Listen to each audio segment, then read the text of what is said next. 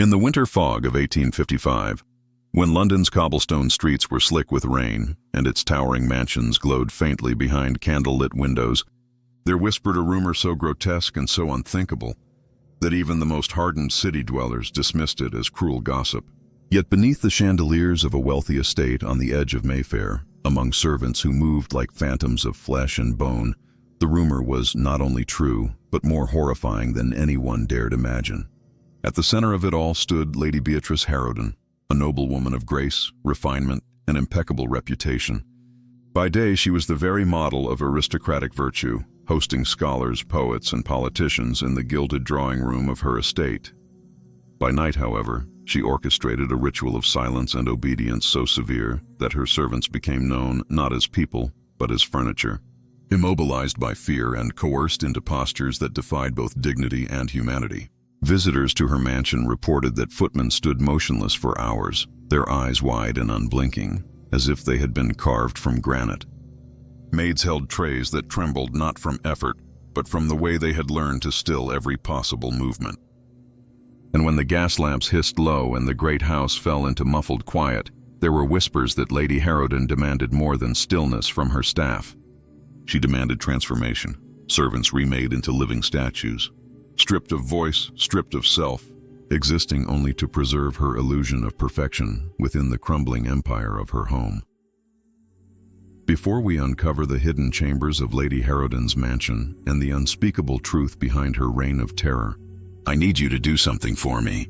Hit that subscribe button and ring the notification bell, because this story is just one of many forgotten shadows of history we bring back to light here. And in the comments below, tell me where in the world you are watching from. I love hearing from fellow seekers of mystery and dark truth. London in the mid-19th century was a city of contradictions. It was an era of glittering progress and scientific marvels, where iron bridges arched over the Thames and trains stitched the land together with the promise of speed and modernity. Yet it was also an age of strange obsessions and darker appetites, when outward elegance often concealed whispering horrors within great houses and behind locked doors. High society families dined on silver platters while children of the poor scrounged scraps in alleys lit only by the dim glow of coal smoke. In this atmosphere of appearances and secrets, a noblewoman like Lady Beatrice Harrowden could thrive. To her peers, she was a hostess of supreme standing. To her staff, she became something else entirely.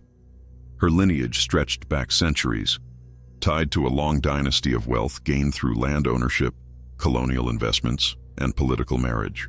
By the time she inherited her mansion on Grosvenor Square in 1852, Lady Beatrice was both extremely wealthy and intensely isolated. Widowed at 30 after a sudden illness carried away her husband, she wrapped herself more tightly in ritual and order than anyone suspected. Gone were the warm dinner parties of her early marriage. In their place grew gatherings that seemed more like staged performances, with every guest and every servant placed precisely as if within a tableau. Nothing, not even the angle of a candle or the arrangement of glasses on her dining table, was left to chance. But it was with her servants that her obsession revealed its most disturbing expression. The mansion itself became a stage. Footmen were expected to stand guard in the hallways for hours without twitching a muscle, each assigned a role as if in a living sculpture gallery. One young maid was instructed to hold a silver tray at chest height, motionless, for nearly half the day. The faint tremor of her arms was corrected not with sympathy, but with punishment. A housekeeper, who once adjusted her weight while standing, at Lady Beatrice's side, was told she resembled a broken doll and was forced to repeat the stance until her legs swelled from immobility. Guests spoke later of an eerie stillness that pervaded every corridor, where the living appeared indistinguishable from statues, their human warmth drained away by the noblewoman's demands for perfection. Servants who dared whisper of these humiliations were quickly silenced. Lady Beatrice maintained an iron grip on loyalty through two methods: secrecy and fear. Each new employee was required to sign an agreement promising absolute obedience, under threat of dismissal with no reference, a ruinous fate in Victorian England, where a servant's livelihood depended on reputation. But beyond paperwork, Lady Beatrice engineered psychological control. She convinced her household that they were part of a grand performance, and that failure to maintain stillness meant not only disgrace for the household, but moral corruption. She cloaked cruelty in the language of duty, transforming personal obsession into something that seemed almost sacred. It was the perfect disguise, for society applauded her. Those who attended her evening salons were dazzled by the spectacle. To them, the servants' eerie silence was a mark of refinement, a testament to the noblewoman's discipline and household order. Observers claimed they had never seen a staff so well-trained, so professional, or so invisible. What they didn't know was that invisibility had been forced upon them to the point of erasing their very personhood. The rumors began quietly. A dismissed maid, pale and trembling, told her neighbors that she had been forced to stand for 3 nights in succession with only stolen bites of bread to sustain her. A delivery boy whispered that he once saw a servant weep silently while holding a candelabrum for hours, her tears landing softly on the marble floor while she dared not shift a muscle. Yet very few believed the whispers, for Lady Beatrice's reputation in the upper circles was immaculate. She entertained lords and parliamentarians, poets and composers. She hosted evenings so extravagant that Charles Dickens himself reportedly once commented on the unsettling discipline of her servants, though he couched his words in polite admiration. The strangeness of her household was excused as eccentricity until small cracks began to appear. Visitors sometimes noted the pale complexions of her attendants, how they seemed thinner each season. Medical men began to suspect cases of physical collapse when coaches transported sickly domestics to nearby infirmaries. Still, whispers of Lady Beatrice's deeper fetish never fully reached the wider public in her lifetime. Those who lived under her command, however, kept the memories branded into their bodies. Former footman Thomas Ainsley would later recount how he had been forced to hold a pose by the grand staircase while guests arrived for an evening ball. For 6 hours, as horse-drawn carriages clattered outside and music drifted down the stairwell, he remained frozen in place with a ceremonial spear in hand, like a decorative sentry. The pain in his shoulders became so great that he fainted, only to awaken with Lady Beatrice standing above him, not offering water or care, but commanding him to resume his place. He recalled her words, "You exist not to move, but to endure." Such was the philosophy of the mansion, that endurance was the highest service, and endurance was demanded beyond physical postures. Lady Beatrice experimented with silence itself. She declared speaking in her household unnecessary unless directed, and so a rule of muteness spread through the corridors. Servants learned to communicate only through nods, gestures, or fearful glances. The result was a mansion in which footsteps echoed louder than voices, where the air itself seemed thick with unsaid words. To any outsider, it was a perfect show of discipline. To those within, it became a suffocating cage. Society, meanwhile, continued to celebrate her. Newspapers described her soirée as spectacles of order and sophistication. But behind the glamour, a darker question brewed. Why this obsession with turning people into statues? Some suggested it was rooted in grief, a widow's attempt to freeze the world around her in the stillness of mourning. Others whispered that Lady Beatrice had dabbled in spiritualism, the fashionable Victorian fascination with death and eternity, and that she sought to transform her house into a mausoleum of the living. Whatever the truth, her obsession tightened around every inhabitant. London's fog was not the only thing that hung thick in those years. Secrets, too, spread like vapor, seeping from cracks in marble walls. By the spring of 1855, whispers had grown into tales that made even the highest levels of society curious. What happened behind the stained glass windows of the Harrowden mansion? Why did its servants leave pale, broken, or silent, unwilling to speak of their former mistress? And what darker truths had yet to be revealed? Truths that the noblewoman herself worked tirelessly to keep smothered beneath layers of wealth, ritual, and silence? If this story is giving you chills, share it with a friend. Beneath the flickering glow of gas lamps, Lady Beatrice Harrowden became a figure both admired and feared. She was the personification of Victorian grace, yet every servant who crossed her threshold entered into a pact they could never fully escape. The mansion, with its silk curtains and marble staircases, was far more than a home. It was a stage for her private theater, where human beings were recast not as people but as objects, set pieces in the grand illusion of control. And though society marveled at the order and refinement within her walls, behind closed doors, something sinister was unfolding, something that would ultimately stain the memory of her legacy. To understand Lady Beatrice's obsession with control, one must first look at the forces shaping her world. Mid-19th century England was a place obsessed with appearances. Strict etiquette dictated behavior from the upper classes to the working poor, and status was measured not just by wealth but by how carefully one displayed refinement. Servants were symbols as much as helpers. Their silence and efficiency reflected the moral superiority of their masters. But Lady Beatrice took this social norm to its furthest extreme. Where others prized well-trained staff, she demanded the annihilation of individuality. In every stiffened posture and frozen smile, Lady Beatrice sought to erase the boundary between flesh and marble. Her servants were not just employees. They were canvases upon which she projected her obsession for permanence. Neighbors often remarked on her mansion as a place that never seemed to fall into disorder. When they arrived at her grand dinners, they noted the eerie choreography of the household. Silent hands whisked away coats. Footmen bowed without blinking. Music floated from the drawing room while trays of sparkling wine were presented without a whisper. Guests were served as if by shadows, or statues come to life. What thrilled high society as proof of elegance was, for the servants, sheer torment. Each day began before dawn with preparations that demanded not only labor but stillness. Servants were drilled like soldiers, lined up in the grand hall where Lady Beatrice inspected every fold of their uniforms, every curve of posture. Those who swayed from fatigue or shifted weight from one foot to another were chastised sharply. Some were assigned disciplined poses, which could last hours.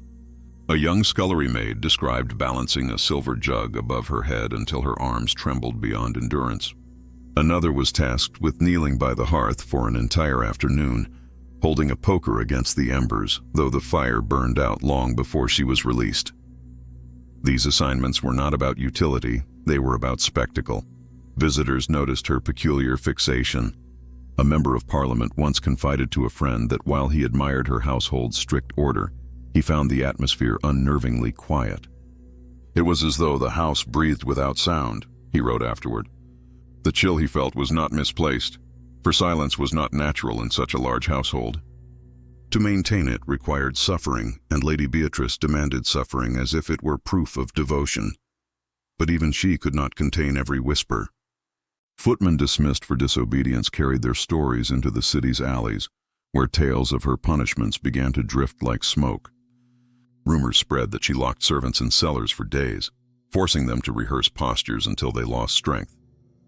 Others claimed she cultivated a private gallery within her home, where servants posed in permanent stations like human statues, one holding flowers, another frozen in mid-curtsy, another with arms outstretched to hold candlesticks during her midnight wanderings. These accounts might have been dismissed as fantasy, except that multiple servants told the same stories, each detail echoing the others. The question lingered: what drove Lady Beatrice to such extremes?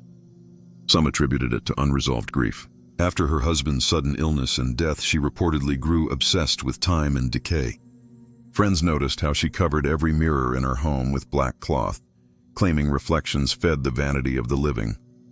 Others whispered of her fascination with funerary art, statues of angels and women immortalized in marble. Perhaps, they reasoned, she sought to replicate such stillness in her daily world, pressing her servants into living monuments of discipline and silence. But a darker theory emerged among those closest to the household. She was not simply mourning, she was experimenting. Servants recalled her speaking of control as though it were a science, a way to conquer mortality itself. By erasing individuality and forcing silence, she believed she could craft something eternal, life transfigured into permanence. And permanence was her obsession. The toll on her staff grew heavier with each passing season. Some suffered swollen joints, permanent damage to their muscles, or fainting fits. A kitchen maid collapsed after being forced to stand watch at the dining room door for 14 consecutive hours. A silver tray balanced at the perfect angle until it finally slipped from her numb fingers. Instead of compassion, she received a week's dismissal without wages. A footman who developed tremors from hours of enforced stillness was quietly discharged into the streets with no reference. In a city as unforgiving as London, his fate was sealed in poverty. What seemed unshakable, however, was the myth Lady Beatrice projected to society. Newspapers continued to praise her soirée, noting the unprecedented composure of her attendants. Writers described the events as the pinnacle of refinement, and society ladies envied the noblewoman for her impeccable household management. To those outside her mansion's high gates, she represented the ultimate in discipline and grace. To those behind locked doors, she represented tyranny cloaked in satin. It was in 1855, during one particularly lavish ball, that the first real cracks appeared for the outside world to see. Guests later described a peculiar incident when a young servant, positioned near the grand staircase with a candelabrum, suddenly swayed and collapsed mid-reception. Gasps filled the hall as the lights toppled, barely missing a guest's gowns. The girl was hurried away before questions could mount, but the silence of the staff in response to her suffering disturbed several attendants. It was as though they had been conditioned not to react, one observer noted. No cry of alarm, no rush to assist, only frozen faces, watching as though waiting for permission to move.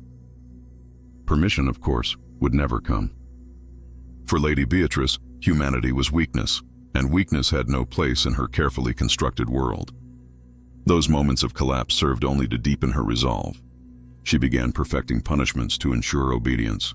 Servants recalled being forced to practice control through endurance tests, standing on one leg for entire hours, balancing books upon their heads not only for posture but as symbols of silence, or maintaining eye contact with nothing but the far wall, without blinking, until tears streamed down faces. What should have been a household for service became a laboratory of suffering. Her obsession even invaded the structure of the house.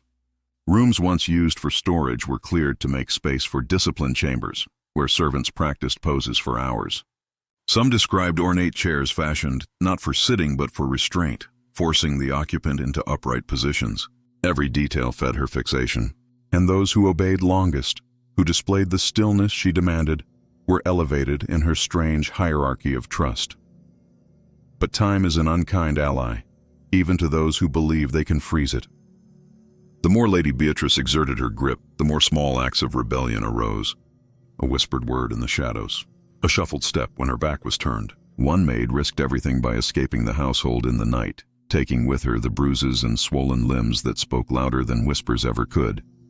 Her story, told to charitable workers near the docks, spread beyond the safety of wealth and into the hungry ears of those eager to expose the hypocrisies of the noble class. For the first time, journalists began to investigate. Still, the noblewoman remained untouchable. Her connections to high-ranking officials shielded her from scandal. She donated generously to charities, attended religious services, and hosted intellectual salons where questions about morality and progress were debated among the city's elite. But within her home, her philosophy remained unchanged. Human beings were malleable clay, shaped into whatever statues her imagination desired. The servants of Grosvenor Square had been stripped of voices, but their silent suffering was becoming visible through cracks that no fortune could conceal. And soon those cracks would grow into fractures large enough to expose the darkness Lady Beatrice fought so hard to keep hidden from the world. London was a city where secrets had short lives. Yet in Lady Beatrice Harrowden's mansion, silence reigned longer than anyone thought possible. Still, whispers could not be suppressed forever. By the spring of 1856, the dark rumors that had swirled cautiously at the edges of Grosvenor Square began to take on more weight. The story of the maid who collapsed during the grand ball lingered in the memories of guests. The tales of pale, trembling servants leaving her employ trickled beyond kitchen gossip and into the parlors of society. Behind the glamour, Lady Beatrice's carefully stitched façade was fraying thread by thread. The contradictions became more glaring with each season. She hosted dinners where foreign dignitaries marveled at her household's perfect composure. Yet outside those walls, a few dismissed staff carried bodies marked by punishment. Bruised shoulders from burdens held too long, stiffened legs from endless hours standing, and eyes gray with exhaustion became evidence whispered to sympathetic ears. The newspapers, always eager to exploit scandal among the aristocracy, began to seek patterns in the accounts. Though they had no proof, one question was asked quietly within certain circles. Why were Lady Harrowden's servants treated as though they were not people but fixtures? Lady Beatrice remained undisturbed. To her, rumors were merely the jealous chatter of lesser houses. If anything, the attention only hardened her resolve. She began introducing performances into her soirée, subtle but undeniable. At one lavish dinner, she positioned 2 footmen like statues at either side of her piano, candles in each hand, while a visiting Italian composer played through the night. Their faces, pale and immobile, cast long shadows, and some guests confessed afterward that they felt more as though they had attended a gallery unveiling than an evening of music. To Lady Beatrice, this was triumph. To her servants, it was torment. What she did not realize was how her obsession was beginning to attract those who sought not just gossip, but exposure. Among them was Edmund Raines, a young journalist working for a modest publication known for its fearless critiques of the aristocracy. Raines had noticed the pattern of collapsed maids, bruised footmen, and the odd silences in her halls. He began making inquiries, and though most dismissed staff were too frightened to speak at length, fragments of their stories formed a mosaic of cruelty. To Raines, it was not simply eccentricity, it was abuse disguised as discipline. Servants described how Lady Beatrice's punishments evolved the longer she indulged her fantasies. Initially, the stillness was a matter of posture and presentation. Later, it grew into a ritualized practice. One young man recalled being placed in a room with marble busts and ordered to imitate them, standing with clenched jaw and wide eyes until his vision blurred. Another spoke of hours spent holding an ornate chair aloft, an exercise with no purpose but to break his strength. The noblewoman, he claimed, would watch from the shadows, studying his trembling limbs as though she were both artist and executioner. For Raines, the detail that struck most chillingly was the notion of the gallery. Multiple former servants implied that Lady Beatrice kept a private room, ostensibly her conservatory, where attendants were posed for long durations, serving as living decorations among the plants and sculptures. These accounts varied, but all carried the same refrain. The noblewoman desired to fill her house with statues that breathed. Despite the horrifying testimonies, proof was elusive. London society foxes were skilled at burying scandal, and Lady Beatrice's wealth and connections protected her from exposure. Even if allegations were true, the word of dismissed servants carried little weight against a wealthy widow with ties to Parliament. Still, Raines persisted, convinced the truth would eventually surface. Inside the mansion, meanwhile, the atmosphere grew heavier. Servants lived like shadows. They learned to regulate their breathing to conserve energy during prolonged periods of standing. They perfected nods that communicated whole conversations in silence. At night, quiet sobs were stifled beneath bedclothes lest Lady Beatrice's sharp ears detect weakness. Yet even in their suffering, there was a grim solidarity. Whispers of rebellion crept through the servants' quarters. Could they escape together? Could they expose her cruelty? Escape was dangerous, for Lady Beatrice employed not only intimidation, but surveillance. Senior staff, eager to maintain her favor, reported disobedience immediately. Fines, punishments, or instant dismissal stalked the lives of everyone in her employ. Yet a handful dared to attempt it. A coachman named Harold fled one cold autumn night, taking only the clothes on his back. Weeks later, his body was found near the docks, shivering and penniless in the ward of a charity hospital, too frightened to explain what had driven him from his position. Tragically, he carried the silence of the Harrowden mansion with him to the grave. Despite these failures, a few cracks widened. Word of her obsession slipped into sermons preached against vanity, where unnamed references to a lady who treats her household as stone were whispered from pulpits. Among the city's intellectual circles, speculation grew that Lady Harrowden had descended too far into the fashionable craze of spiritualism, confusing the living with monuments of the dead. Each whisper sharpened suspicion until her name carried both fascination and unease. And yet society is fickle. Where some saw cruelty, others saw spectacle worth commending. For every critic disturbed by her servant's immobility, there were guests enchanted by the theater of it all. Lady Beatrice's mansion became known in some quarters as the Gallery of Living Statues, and rather than repel, it drew select visitors eager to behold the eerie discipline. She leaned into the moniker, treating whispers of scandal as if they were a crown of distinction. The paradox of Victorian high society, that cruelty could be excused when cloaked in elegance, shrouded her still. But behind her calm demeanor, Lady Beatrice battled her own unraveling.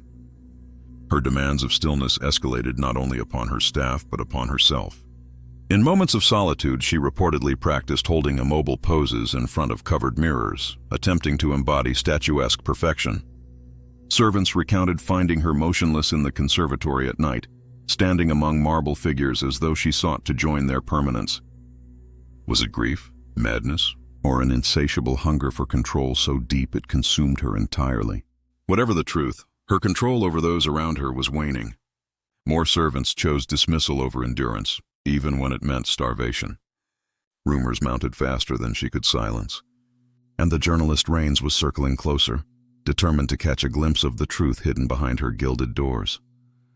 For all her wealth and reputation, Lady Beatrice Harrowden had built her mansion not as a sanctuary of aristocratic virtue, but as a prison where the human form was twisted into symbols. Symbols, however, cannot endure when the world insists on seeing the flesh beneath. The stage was being set for revelation, and London was beginning to watch. The cracks in her empire of silence widened, and soon, the whispers would become shouts too loud to suppress. By the winter of 1856, London society had begun to divide into two very different camps regarding Lady Beatrice Harrowden. On one side were her defenders, aristocrats who admired her elegance, her impeccable soirees, and the chilling discipline of her household. They insisted the rumors of cruelty were little more than malicious gossip spun by disgruntled employees. On the other side were those who could no longer ignore the consistent stream of whispers and testimonies describing something beyond eccentricity, something cruel, even monstrous, that festered behind the closed doors of her mansion. For the servants trapped within her gilded prison, daily life had declined into ritualized torment. Lady Beatrice's demands grew more complicated, more theatrical, as though she felt pressure to prove herself against the whispers outside. No longer was stillness enough. She began arranging her attendants in elaborate formations during banquets, assigning them symbolic positions throughout the house.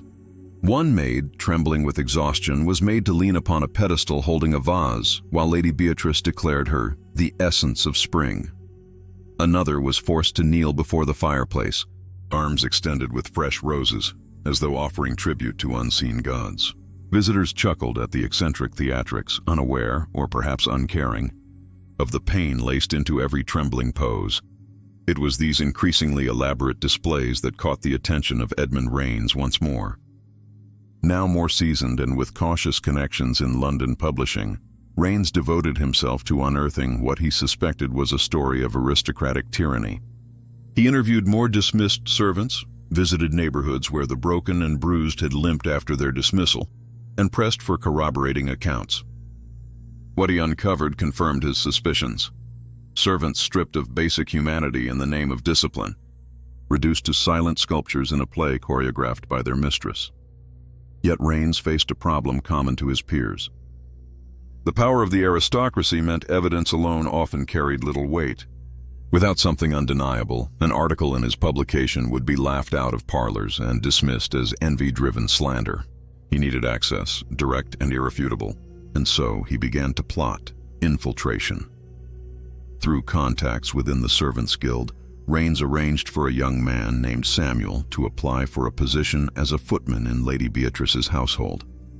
Samuel was clever and discreet, his family desperate for wages, and he agreed to serve not just within the mansion but as eyes for the journalists' investigation.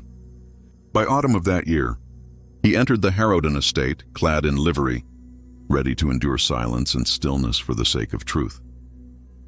The reports he delivered in hushed meetings with Rains grew steadily more disturbing.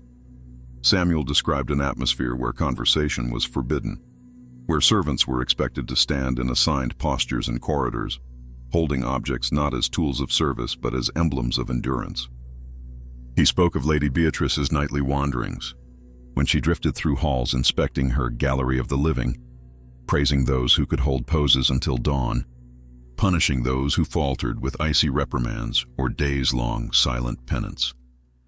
Most chilling of all was his account of the conservatory, a room Samuel described as both garden and cage.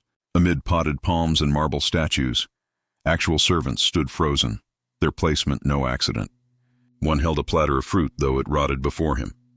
Another, pale as plaster, carried a silver pitcher, though none dared pour from it. Samuel confessed he thought at first they were statues themselves, until he noticed faint sways of breath and eyes blinking back tears. Rains wrote every detail, shuddering as he realized the extent of the noblewoman's madness. Back in society, meanwhile, tensions mounted. The Harrowden household had become a subject of fascination. While aristocratic women envied her control, other circles whispered more openly of cruelty and torment. The gallery of living statues had become both a treasure of gossip and a grotesque legend in its own right. And unlike before, the stories were reaching beyond parlors and drawing rooms, into newspapers. The turning point came during a winter reception in early 1857, when a foreign diplomat visiting from France attended her home. In later accounts, he confessed his horror at what he saw, a line of maids holding candles in silence for hours, tears streaking their cheeks while their mistress displayed them as features of her decor. Among cultured guests, the scene was defended as eccentricity, but the diplomat, writing to a friend upon his return to Paris, declared it a spectacle of cruelty rivaling ancient Rome. His letter, leaked and reprinted in a London paper, ignited furious debate. Suddenly, what had thrived as whispers erupted as a public scandal. The Frenchman's testimony carried weight that dismissed servants never could. Pamphlets printed his words. Coffeehouses hummed with debate. Was Lady Beatrice Harrowden a model of refinement or a tyrant who turned her staff into living ornaments? She, of course, responded, as she always had, with calm dismissal and overt confidence. Through carefully orchestrated dinners, she invited newspapers to see her household. She staged events of such refinement that some left doubting the scandal entirely. Indeed, many guests remained enchanted by the unnatural stillness of her staff. But behind the velvet curtains, the torments continued, harsher than ever, as Lady Beatrice sought to reassert dominance amid scrutiny. Samuel's reports grew desperate. He described punishments in greater detail. Servants locked in postures for entire nights, forced to balance teacups upon their fingers, commanded to bow and remain bent for hours until their backs ached beyond healing. The conservatory performances worsened. Servants were rotated in and out like displays, humiliated before guests who whispered amazement rather than outrage. Rains knew now he had the story that could shake society to its core, but his editors hesitated. Without undeniable proof, such as illustration, corroboration, or testimony from someone of high standing, they feared open war with the aristocracy. And so Rains resolved to push Samuel deeper, urging him to document every possible detail before he made his move. Inside the Harrowden household, the tension was venomous. Servants whispered of rebellion more boldly, though always behind locked doors. Samuel confided to Rains that a breaking point was near. Too many bodies were failing under the endless postures. Too many minds were cracking in the silence. Something had to give, and it would. For even the most meticulously polished marble ultimately fractures when the pressure becomes too great. By the spring of 1857, the Harrowden mansion had become a storm contained within 4 grand walls. Every chandelier sparkled as though nothing were amiss. Every dinner guest was greeted with distant charm. But beneath the polished surface, Lady Beatrice's empire was trembling. The demands upon her servants reached levels no human body could endure without breaking. Stillness was no longer required during celebrations. It was demanded day and night, their entire existence shaped into a grotesque theatrical performance for their mistress, Samuel's. Letters to Rains painted a portrait so grotesque that even the seasoned journalist doubted if readers would accept it as truth. He described serving girls commanded to pose like statues in the corridors every evening, one hand lifted as if offering invisible gifts, their muscles trembling silently in agony until they collapsed from exhaustion. He told of a butler required to hold a silver tray above his head during a banquet, stiff and silent as wine glasses warbled precariously upon it. Guests laughed nervously at the spectacle, interpreting it as novelty, unaware of the tears streaming behind the man's closed lips. The cruelty evolved in ritualistic fashion. Lady Beatrice invented elaborate tests of silence. Servants were placed in rooms together, but forbidden to communicate except through stiff gestures or locked gazes. Any sound, even unintentional, resulted in punishment. In one infamous trial, Samuel reported, an older maid sneezed while holding vigil in the drawing room. For this, she was locked without light or food for 2 days in a narrow closet until her strength broke. Her voice, once soft but steady, emerged in trembling fragments afterward, never recovering its original clarity. The mansion itself began to shift, rooms transformed into galleries of torment. What once had been dining halls or sitting rooms became stages where servants were displayed as emblems. One corner of the library hosted a maid frozen in a perpetual act of dusting, feather brush extended yet never moving. Near the music chamber, a boy stood with a violin in hand, though no sound ever escaped its strings. To the noblewoman, these displays were art. To those confined within them, they were cages of flesh. Meanwhile, outside these walls, society's patience with her eccentricities was fraying.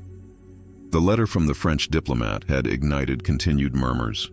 Rains, emboldened by Samuel's reports, began sketching the outlines of exposés.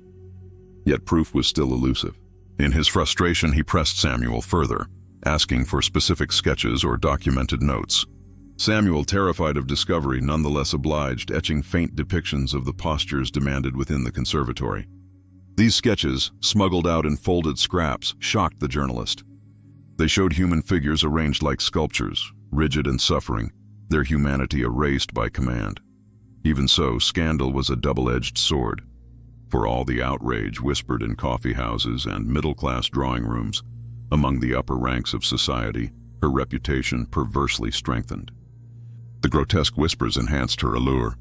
Invitations to her soirees acquired a reputation of their own, promising guests a peek into what many described as a living art piece, the famed gallery of living statues. As often happens, fascination eclipsed morality. Some sought out her gatherings not despite scandal, but because of it. Lady Beatrice embraced this paradox. She leaned further into spectacle, assigning her staff increasingly theatrical poses. Footmen stood flanking doors with spears like sentinels of an ancient fortress. Maids disguised as Grecian muses held garlands of flowers that withered in their hands. At one infamous masquerade, she decorated her hall with attendants frozen in classical tableaus, servants enacting mythological scenes while trembling in silence, faces ghostly white from strain. Guests clapped politely, even admiringly, but a few left unsettled, whispering later that something about those statues seemed too haunted, too terribly alive. This emboldened Samuel further. Whispering to Rains in hurried night meetings, he declared that the servants were on the verge of collapse. "They cannot endure much longer," he wrote.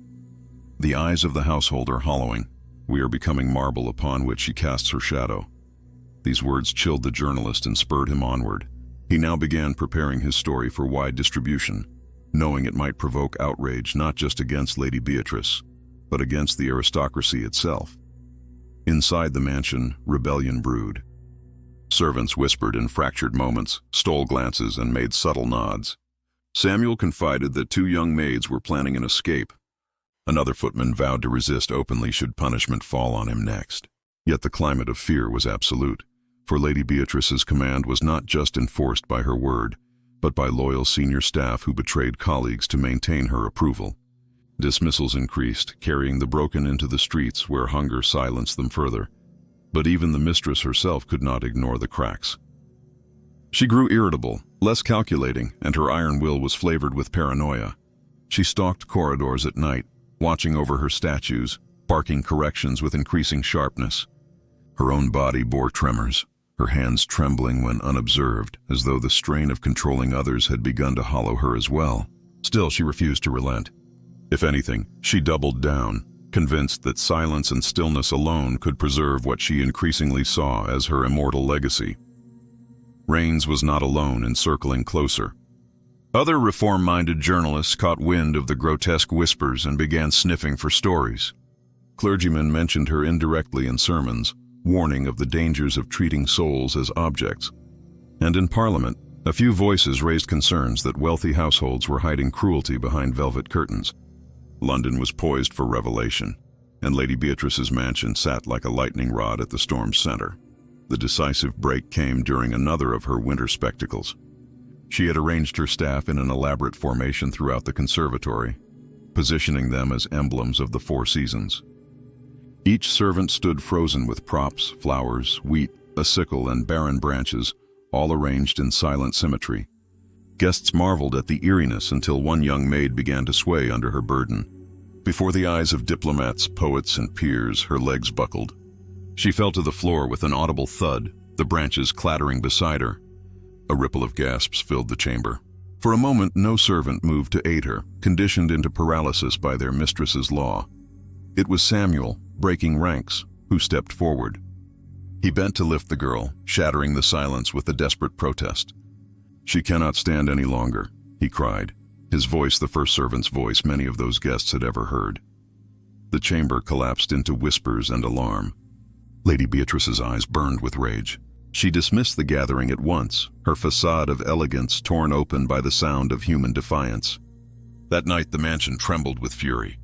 Samuel was seized, locked away, and beaten for his disobedience, but the damage had already been done. Guests had seen, and the press now had its witnesses. When word of Samuel's actions reached Rains, the journalist knew the moment of exposure had arrived. He penned his article with teeth of iron, drawing upon not only Samuel's secret notes, but the testimony of multiple dismissed servants who, emboldened by the scandal, came forward at last. The piece, published with the headline, "The Noblewoman's Gallery, Living Statues in Grosvenor Square," spread like wildfire. Some cried exaggeration, others defended her as misunderstood. But many could no longer deny the cruel symmetry of the testimonies. The gallery doors were no longer shut to scrutiny. Authorities sniffed at the edges. Clergy demanded an investigation. Lady Beatrice Harrowden's mighty house stood upon foundations of silence, but silence had finally broken. And once broken, it could never be rebuilt. The publication of Edmund Raines's article struck London like the toll of a funeral bell. Within days, the story of Lady Beatrice Harrowden's so-called Gallery of Living Statues was the talk of every coffeehouse, tavern, and parlor across the city. The wealthy gossiped with lowered voices, fearful of attaching themselves to scandal, while the poor whispered with grim fascination, for nothing delighted them more than to see the mighty shaken from their pedestals. The headline alone was damning: "The Noblewoman's Gallery, Living Statues in Grosvenor Square." The prose within dripped with a careful balance of outrage and precision, describing the horrors of servants immobilized for hours, beaten into silence, and paraded like marble ornaments before the city's elite. Raines stopped short of hysteria, embedding his accusations with meticulous detail drawn from Samuel's testimony, sketches, and the corroborating voices of dismissed servants. The paper sold out its first run within hours. By the week's end, it had been reprinted in half a dozen publications, each eager to seize the scandal of the season. Not everyone believed it, of course. Some within the aristocracy dismissed it as slanderous exaggeration, a plebeian attack on the dignity of the noble classes. Letters to the editors defended Lady Beatrice as a woman of refinement, insisting such cruelty was unthinkable among England's honorable families. Yet the weight of Raines's evidence proved harder and harder to dismiss, particularly when foreign papers reprinted the stories with relish. Soon, continental readers viewed Lady Beatrice Harrowden as a Gothic villainess lurking among London's gentry. Inside her mansion, meanwhile, the atmosphere palpably changed. Servants who once endured in silence found a flicker of hope kindled by the world beyond their walls. They still held poses, still balanced trays and lamps until their arms screamed, but now they did so with the knowledge that their suffering was no longer invisible. Whispers in the servants' quarters grew bolder. "They know," murmured one. "The city knows." Samuel, battered but unbroken from his punishment, became a kind of quiet symbol among them, a youth who had dared to defy the mistress, and whose words had reached the press. For Lady Beatrice herself, fury burned in every glance. She read the articles and heard the murmurs in her parlors, the polite evasions of guests too frightened of scandal to defend her openly.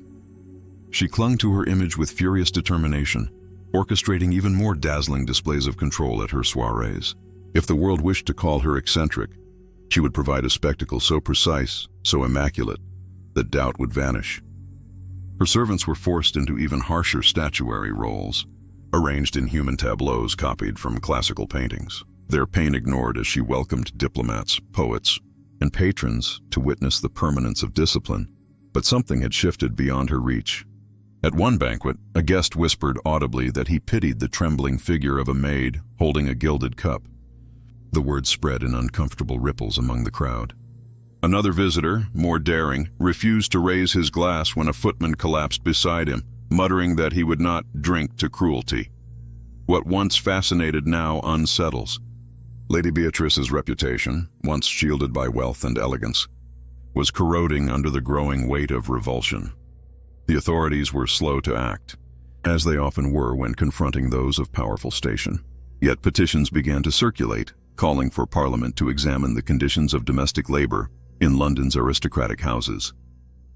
The clamor of moralists and reformers grew louder, citing Raines's accounts as proof of systemic abuse. Clergy members thundered from pulpits that no Christian soul should be turned into an ornament of silence, and that God had given breath and voice for expression, not suppression. As public scrutiny mounted, Lady Beatrice's grip on her household tightened with manic ferocity. Samuel described her prowling the corridors like a hawk, correcting the faintest fidget or tremor, punishing even blinks deemed too frequent. "We are marble," she insists, Samuel whispered to Raines in a secret note smuggled past kitchen deliveries. "But we bleed, and now the house itself is bleeding with us." In the conservatory, the infamous gallery, her delusions reached their peak. She redesigned the chamber, filling it with alabaster pedestals upon which servants were forced to kneel or stand like busts and statues. Candles flickered like funereal torches around them, as if she were crafting not a home but a mausoleum. At times she swept through the chamber, speaking aloud to her silent figures, preaching about permanence, order, and eternity. For the servants forced into this charade, it was a living hell. For those who learned of it outside, through Samuel and other leaking voices, it was Gothic horror brought to life in the heart of London. By summer, the rebellion within the mansion could no longer be subdued. Servants began intentionally faltering, collapsing at gatherings, or deliberately breaking the silence when punished. Though terrified, they drew strength from the knowledge that dismissal no longer meant invisibility. The city was listening now. Former employees began testifying openly to clergy members and reformers, describing their scars, their collapsed limbs, and the nights spent frozen until sunrise. No matter how lavish Lady Beatrice's defenses, the damning testimonies multiplied faster than she could silence them, and yet she refused to yield. Each article published, each whisper carried through London, seemed to make her madness grow. She convinced herself she was the victim of a vast conspiracy, that society envied her perfection, that weaklings and rebels conspired to destroy her legacy.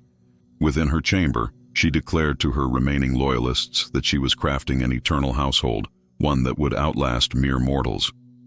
"Stone endures," she said chillingly, "and so shall we if discipline is eternal." The rebellion within her home, however, would not be quelled by words, nor by fear. Samuel recounted one harrowing evening when a maid, locked in a pose, finally shouted aloud in agony before collapsing. Instead of dragging her away in silence, as was custom, half the servants rushed forward to lift her, ignoring Lady Beatrice's furious protests. It was the first open break in her spell of absolute silence. That night, in the servant quarters, many wept not from pain but from the sheer exhilaration of defiance. The reign of silence was cracking. Beyond Grosvenor Square, the city's mood had shifted decisively. Theater companies mocked Lady Beatrice in satirical plays. Cartoonists sketched grotesque caricatures of her holding a whip over petrified servants. Reformers used her case as an emblem of aristocratic decadence, the decay of a class more eager for spectacle than morality. Public outrage gave the authorities no choice but to act. By autumn of 1857, murmurs began that an official inquiry into her household would be announced. Within the mansion, paranoia thickened into madness. Servants whispered that they caught Lady Beatrice speaking to marble statues as though they were her confidants, caressing their faces while demanding her staff match their frozen perfection. Meals grew erratic. Discipline became cruelty without form, punishments handed arbitrarily as her authority slipped between her fingers. Her empire of silence stood, but it trembled like a pillar already cracked at its base. There comes a point when even the mightiest façades collapse not with one single blow but under the grinding pressure of countless fractures. Lady Beatrice's façade had begun to collapse, and soon the city that once bowed at her soirees would storm her gates with something she could not command into silence: the collective voice of truth. By the winter of 1857, the pressure around Grosvenor Square was unbearable. What had once been a fortress of aristocratic refinement was transforming into a stage for scandal. The carriages that once lined up to attend Lady Beatrice's soirees now dwindled, and those who still arrived often did so more from morbid curiosity than admiration. The whispers had grown into full-throated condemnation, echoing beyond London into Edinburgh, Paris, and even Berlin, where newspapers gleefully reported on the mad noblewoman of London who turned servants into statues. Inside the mansion, the atmosphere was as tense as the city streets outside. At any hour, one might hear muffled sobs behind closed doors or the sharp bark of Lady Beatrice's reprimands. The servants walked corridors like ghosts, stripped of voices but nourished by the hope that outside forces might soon intervene. Samuel's reports became increasingly frantic. "She roams now like a queen of ruins," he wrote to Rains, commanding bodies that no longer obey, speaking to marble busts as though they were loyal friends. The official inquiry was finally announced in January of 1858, and a parliamentary committee was formed to examine the treatment of domestic staff among England's noble households. Though framed broadly, there was no doubt in anyone's mind as to which house had prompted it. Staff from the Harrowden mansion were quietly summoned. Some, still too fearful to speak, refused testimony, but others found courage. A footman exhibited scars upon his wrists where he had been bound to maintain posture.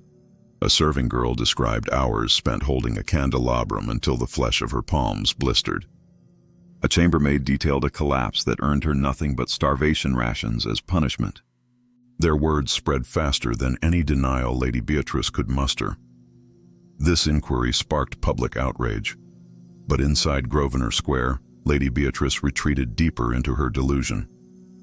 Surrounded by marble busts and columns, she began hosting private gatherings with fewer guests, preferring only those who defended her vision. These select few were treated to spectacles more grotesque than ever before. Multiple servants posed together in carefully arranged living tableau, recreating classical paintings with trembling limbs and silent, tear-streaked eyes. For Lady Beatrice, this was proof of immortality. For her defenders, it became harder to ignore the evident suffering. Samuel described one night when 4 servants collapsed in the span of a single banquet. The guests shifted uncomfortably as attendants were dragged away. Lady Beatrice insisted they had been weak vessels unworthy of permanence, her voice cold, unwavering. But even the boldest guests left shaken. Word of these collapses slipped quickly into the city, feeding the growing blaze of scandal. It was not only the authorities or the public who turned against her. Rebellion within her household reached its crescendo. Servants no longer whispered of escape, they acted. Several began sabotaging the carefully arranged displays, allowing trays to fall or postures to shatter mid-banquet. Some feigned illnesses, others fled outright into the night. When reprimanded, they retaliated with voices she had long forbidden, crying out, naming her cruelty aloud. The silence she had cultivated for years was broken by the very mouths she had silenced. The most dramatic act of rebellion erupted during what would be her final great gathering. Determined to prove to her remaining allies that she was in control, Lady Beatrice arranged an elaborate tableau within her conservatory, 12 servants positioned as the signs of the zodiac, each bearing props of stars, scales, or arrows. Guests arrived dressed in finery, candles illuminated the haunting spectacle, and for a moment, the noblewoman basked in quiet triumph. But as the minutes dragged on and the servants trembled visibly, something within them collectively broke. A maid, assigned the role of Virgo with sheaves of wheat in her hands, dropped them deliberately to the floor. Another, portraying Sagittarius, threw down his bow. Amid gasps, 2 others collapsed outright, refusing to rise when commanded. And then it happened. Voices. A chambermaid cried out, "We are not statues! We are flesh!" The words rang like a thunderclap after years of silence. Within moments, a chorus of defiance arose. Servants who had endured in silence for so long shouted openly, casting their props aside. Staggering from their arranged posts, the guests recoiled in shock. Some rushed to leave, others stared transfixed at the rebellion unfolding. Lady Beatrice screamed for order, her face twisted in fury. But it was no use. The gallery had revolted, the silence broken, the illusion shattered before witnesses of rank and renown. Samuel himself stood among them, his voice heard clearly as he declared, "This is cruelty. This is prison and torment." The aftermath was immediate. Within days, newspapers across London reported on the revolt with language dripping in Gothic imagery. The press depicted scenes of servants breaking free from Marble's spell, of a tyrant mistress revealed as mad in her pursuit of statuesque perfection. The outcry was so fierce that Parliament accelerated its inquiry. What once had lingered in delay now moved rapidly, as politicians recognized the symbolic power of this scandal. Lady Beatrice tried desperately to defend herself. In statements she sent to the press, she claimed the article by Raines was sensationalized, the servants ungrateful liars, and the rebellion an orchestrated conspiracy. She insisted her household was a model of discipline, misunderstood by a world envious of her refinement. But her words fell flat. Witness after witness came forward, emboldened now that the illusion of silence was destroyed. Courts heard of weeks spent standing, hands blistered by wax as servants held candles, spines bent by grueling poses. Doctors testified to physical injuries consistent with prolonged immobility and starvation punishments. The noblewoman's allies shrank away. Those who once defended her reputation withdrew to protect their own. Where she had once been a celebrated widow, she now became a pariah, avoided in parlors and mocked in print. Her mansion, once a shrine to aristocratic superiority, now loomed over Grosvenor Square like a haunted relic, a place whispered about with shudders and imprecations. Inside the mansion, disorder reigned. With authority stripped, Lady Beatrice no longer wielded fear as she once had. Some servants deserted that very week, running into the city to find charity houses. Others remained, though now openly defiant, obeying as little as necessary to avoid immediate wrath. The House of Silence had become a house of chaos. Lady Beatrice, however, clung to her delusion. Letters smuggled by Samuel and others described her wandering halls at night, speaking to empty doorways as though they contained frozen attendants. She insisted stillness was eternal, that she was building a legacy, that marble and flesh could become one. But the world outside was moving on, and soon it would demand a reckoning she could not resist. The inquiry launched by Parliament would not acquit her. Testimonies grew like wildfire, and London demanded justice. Lady Beatrice's reign of silence was nearing its end, and her gallery of living statues was now a gallery of voices, shouting out into history.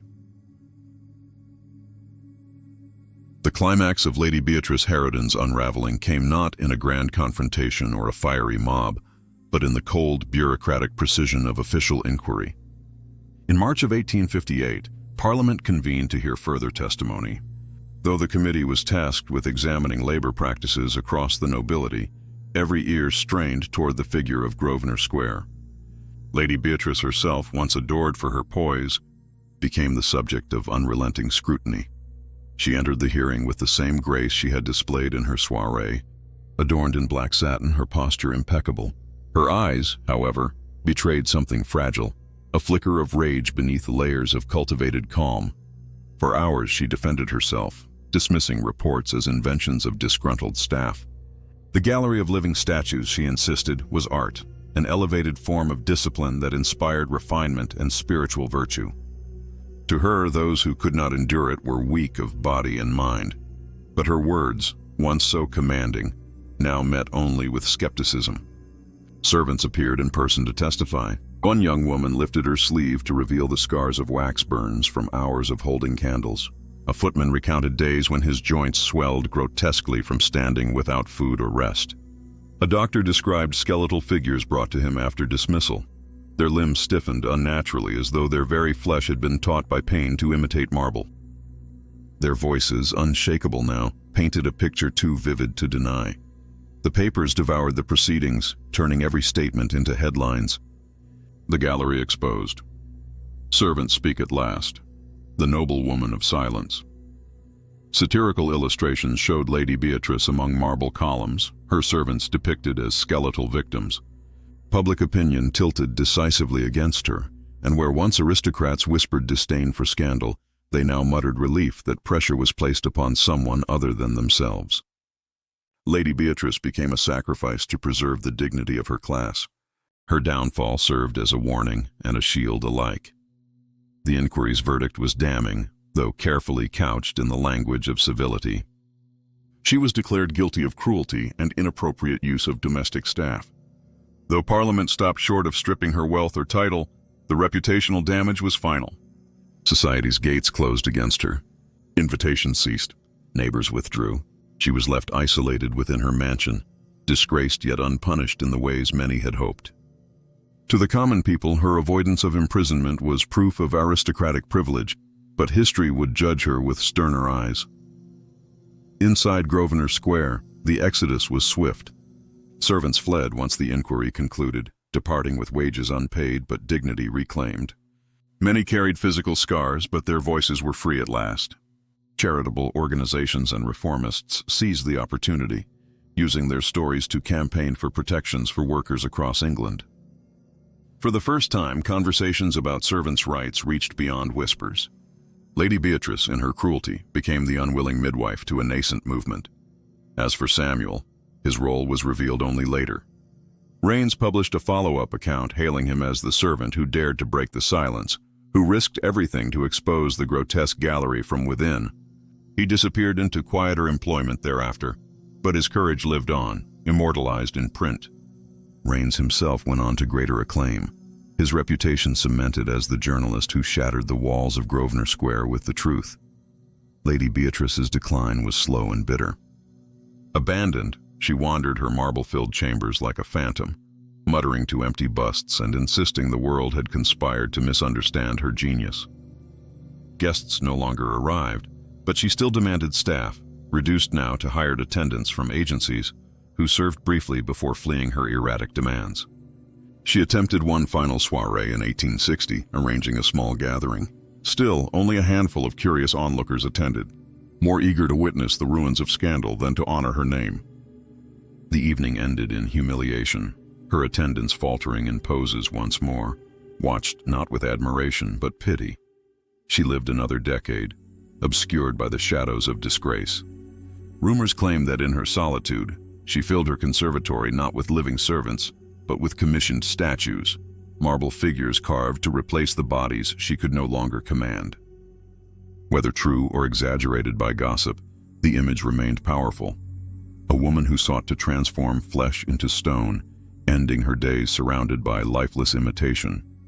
Upon her death, her estate was carved up, many of the statues auctioned.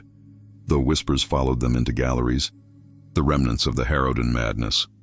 Her mansion itself stood for only another 20 years before demolition, but neighbors swore they heard echoes of silence in its halls long after the last brick fell. Her legacy lived less in stone than in paper. Newspapers of the late Victorian age often referred to scandalous figures as another Harrowden, and her name became shorthand for cruelty dressed in refinement. Reformers cited her example when pushing for regulations in domestic service, ensuring fixed rest days and humane conditions. The servants who endured her rule carried their stories into old age, reminding younger generations that silence could be broken, and that even the wealthiest mistress could not escape the judgment of truth. And yet, her story still hovers with eerie fascination, a Gothic tale born not of ghosts, but of cruelty masked by art. Her conservatory of suffering continues to haunt imaginations, proof of how obsession and grief can transform a household into a mausoleum. Scholars argue whether she was a villain, a visionary, or a victim of madness. But for the servants who endured her reign, there was no ambiguity. They remembered her not as a misunderstood aesthete, but as a tyrant who turned breath into ornament and voice into silence. Today, her name hardly appears in school books, overshadowed by the great industrialists and reformers of the age. But in the darker corners of history, her mansion remains a cautionary tale, how unchecked power, laced with obsession, turns dignity into decor and humanity into horror. The Harrowden Gallery may have fallen, but its eerie lesson endures. Silence is its own cruelty, and those who demand it are building nothing more than graves for the living. So, what do you think? Was Lady Beatrice Harrowden merely mad from grief, or was she something more sinister? A woman who found pleasure in control so profound that it erased the humanity around her? Do you believe her story was exaggerated by gossip, or do you trust the haunting testimonies of those who endured? Comment your thoughts below. I'd love to hear your perspective on this chilling chapter of London's past. If you found this story as haunting as I did while telling it, don't forget to hit that subscribe button, give a like to support our work, and share your theories in the comments so we can keep the discussion alive. There are countless more forgotten shadows of history waiting to be uncovered, and by staying with us, you'll never miss them. Until next time, remember, marble may endure, but truth endures longer.